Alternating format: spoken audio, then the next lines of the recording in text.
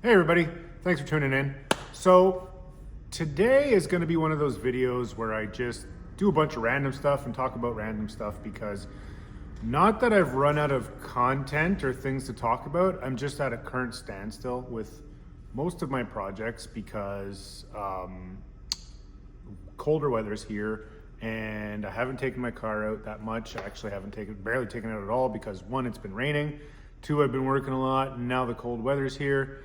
So I'm just kind of, everything's on the back burner right now. I currently am waiting for a buddy to get back to me because I want to put a 12 bolt in the car and get rid of the 10 bolt because I feel like that's definitely a weak point in the whole system.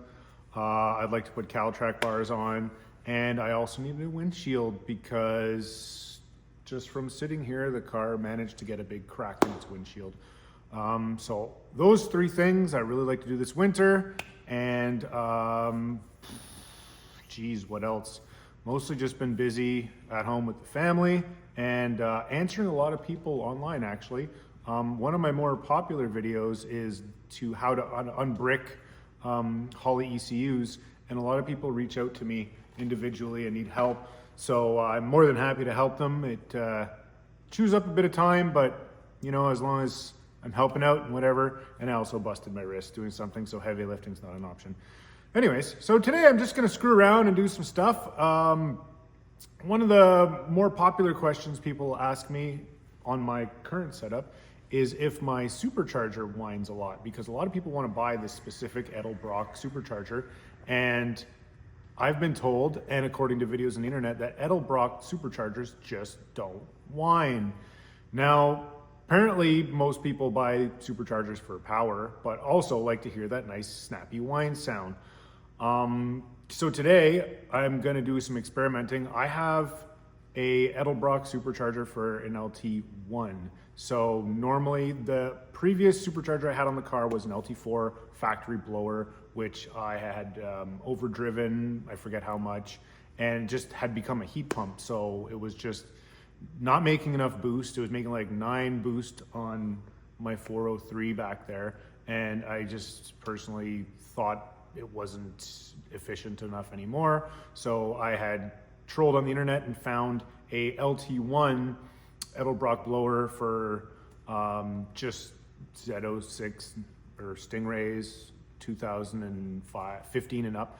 And it was a really good deal, so I couldn't say no. And I think the 1.7 factory blower was small. The new one was a 2.3, and I said, great, fantastic.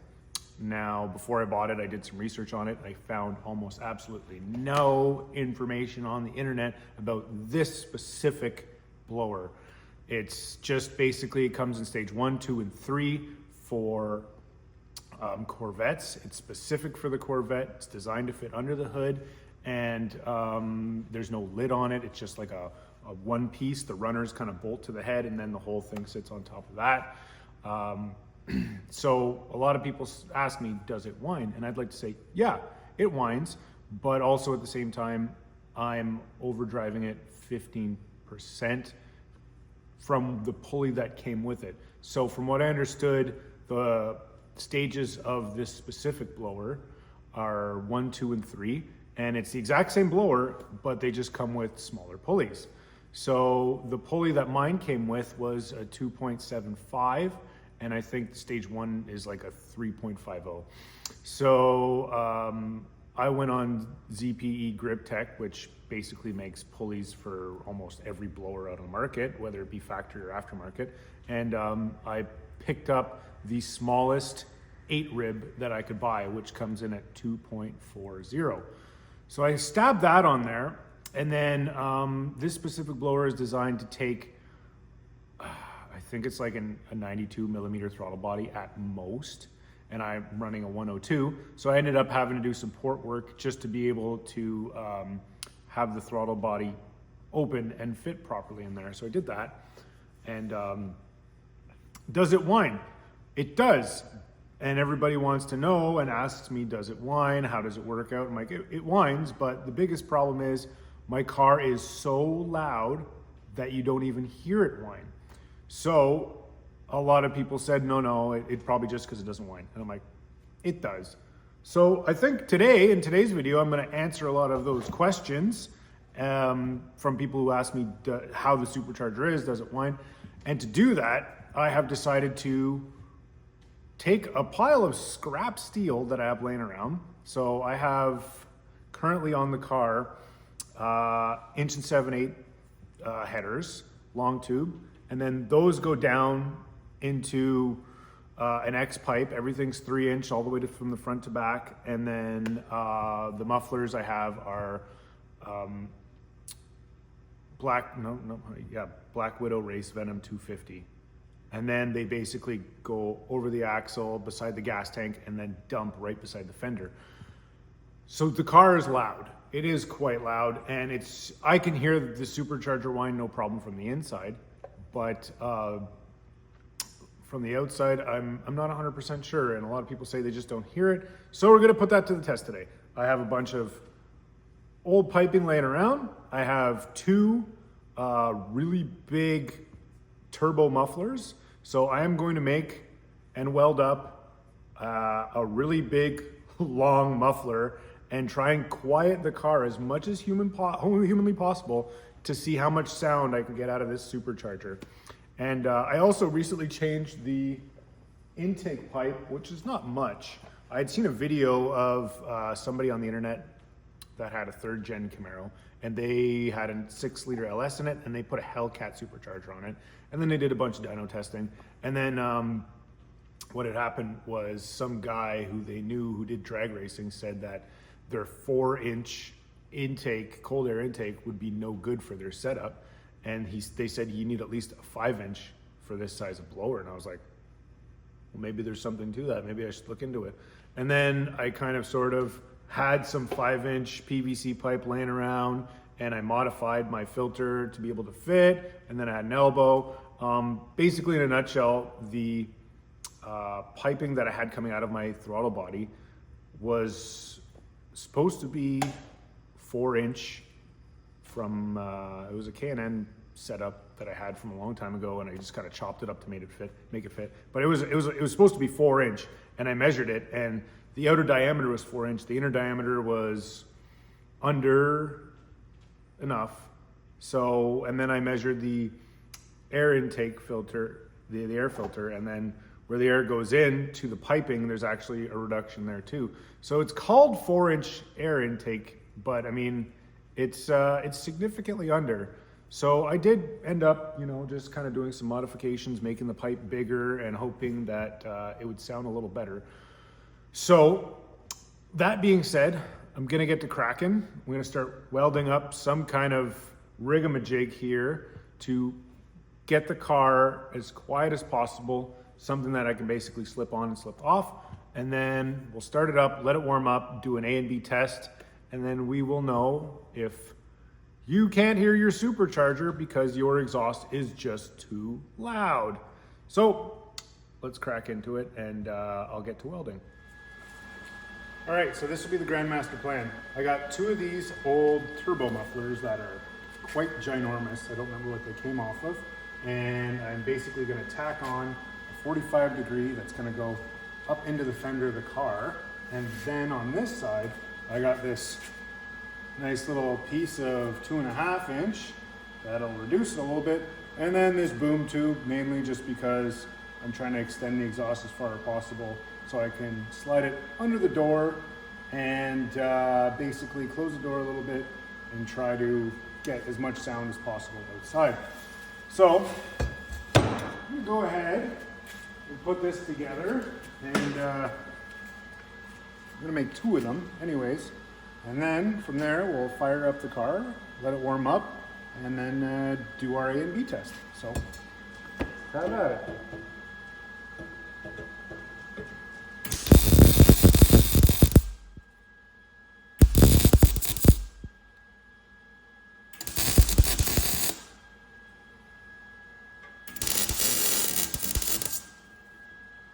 Okie dokie, so I do in fact have the world's crappiest exhaust finished and welded up. And it's back there at the door for whenever we're ready to do our B test.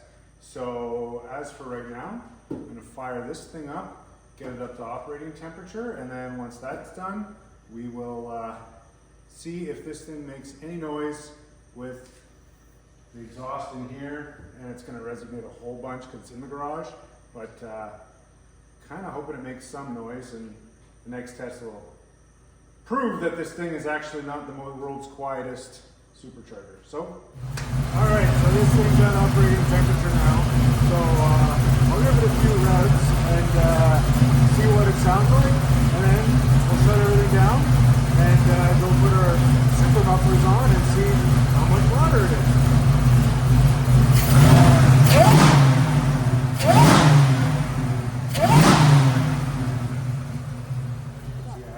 Super mufflers made and locked up, so hopefully they go far enough out the door that I can close the door a significant piece. So slip both these on, and hopefully they fit okay. Oh, like a glove.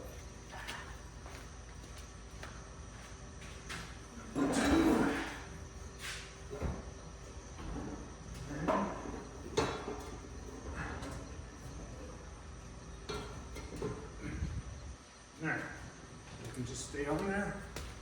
We'll be golden.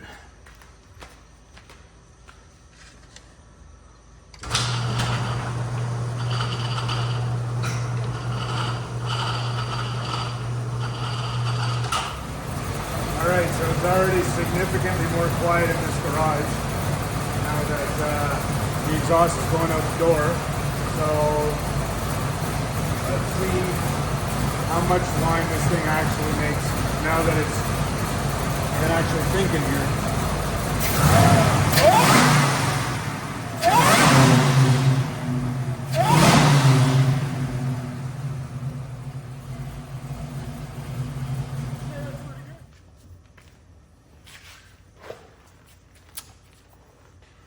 All right, so that wasn't so bad. Basically a good way to burn off a few hours of my day anyways. But yeah, if you were ever wondering if an Edelbrock supercharger whines, they certainly do. I'd have to say, you know, just like me, I have it overdriven like 15%, and I also have a cold air intake on it that's short and very not restrictive. I would imagine if you bought this kit for the intended purpose that it's made, like the Stingrays and the Grand Sport Corvettes, you know, the air intake systems on those are pretty restrictive, and they come with a really big pulley. So I would imagine they probably don't make that much noise. But as for me, I put it on a completely different project altogether, and I find that it makes plenty of whine. And you know, this was just sitting in my garage, revving it, not you know, out on the street. If I had quieter mufflers and did a 7,000 RPM pull, this thing just absolutely screams. So I guess that would solve that mystery. If anybody wanted to know, they do make some whine, pretty decent sound. I like my blower just because it's, I don't know, it's a good fit and it looks nice, but they're cheap. You can get these ones pretty cheap. I don't know if they're making them anymore, if they're discontinued or not, but you can pick them up pretty dirt cheap. The only downside to them is that they are almost completely cast, and they don't have a removable lid that you can change with an aftermarket lid that, you know, has better airflow. I don't even know what the inside of this thing looks like. I've never taken it apart. It only comes assembled, and you can't even see on the other side of the rotors that go into the engine because the intercooler bricks are kind of sort of gooped in there and they don't come out. So I guess we'll wrap that up with that. Like I said at the beginning of the video, hopefully I'm gonna get a new rear end for this car, some Caltrack bars, because all I really ever do with this thing is drive it around backcountry roads and kind of just have some fun. I bought a little draggy module to like do some quarter-mile times, and I was just so unimpressed with it that I just stopped using it. But I think next year I'm gonna start looking into maybe taking this thing down the drag strip to see what it'll actually do. That's why I just want to start beefing everything up. I'm not too worried about the drivetrain. It's got a beefed up T56, and I got an aluminum drive shaft in there that's rated for like 900 horsepower. So the weak point is right here in the rear end, and I'm going to try and fix that and hopefully get this thing down the strip and see what it does without killing myself. So anyways, thanks for tuning in. Thanks for stopping by. Try and keep you guys entertained a little bit more with some future projects. I've been saying it since the dawn of time that I was going to get more projects and work on them, but man, I just haven't had any time to do it. I might do a Chevy 1500 single cab because some friends down the road are getting rid of theirs, and I'm good at body work, so I might fix it up and make it an all-wheel drive 600 horsepower-ish street truck. That'd be fun. And also, we are going to be changing the rear end gear in my cousin's LS swapped C10.